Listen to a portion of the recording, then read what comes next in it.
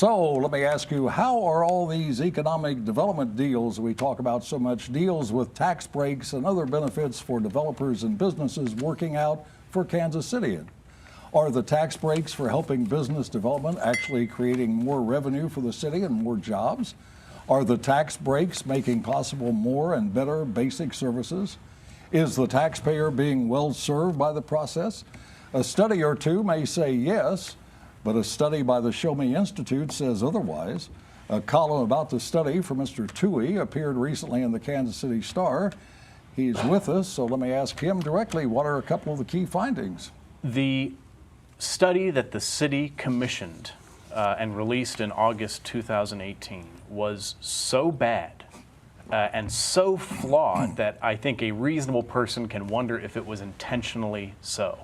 And in fact, my investigation and use of open records requests over the past several months have found out that, in fact, the city was so, I'll say, in bed with the Economic Development Corporation and all the agencies and stakeholders who benefit from the status quo, and by that I mean they make money off of having taxpayer dollars diverted to them, that the study seems to have been, the attempt of it seems to have been to just provide cover. And that's really disappointing. We spend millions, hundreds of millions of dollars in Kansas City, and we don't know if it's working. And we don't know if it's working because the effort made to study it was, was a paper Well, tiger. it sounds to me like what you're saying, and I'll ask Jeremy to comment here. It sounds like you're saying the people who are going to be affected by the study are the people who decide what the study will study, Yes. and therefore preclude any outcome that doesn't help them. Yes. The only study that you need to look at and understand is between 2009 and 2018, real property tax revenue, actual revenue, that's a real calculation for Kansas City Public Library, increased 18%. 2 of those years were in a recession. In that same time period, personal property tax only increased 11.4%.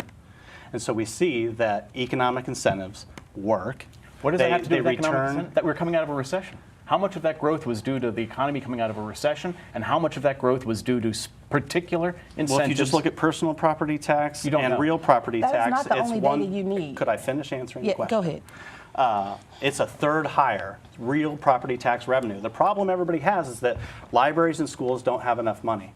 You have 18% more than you had before. If you have an empty surface parking lot or an empty office building, a little bit of something is still more than 100% of nothing. That is wrong. That is absolutely true. That's math. So I will explain to you what happens. Explain math to me. The studies that the city funds and that are used around the country that are called the but-for analysis say, gosh, if we don't develop, this parcel will sit vacant, right? Think of Beth Shalom. Think of downtown Kansas City during the Kay Barnes administration. When she invested in it, now we have this beautiful downtown. Right. But Let's talk about. I have studied that. Hold on a second, Mike. Let me finish this point. Forgive me.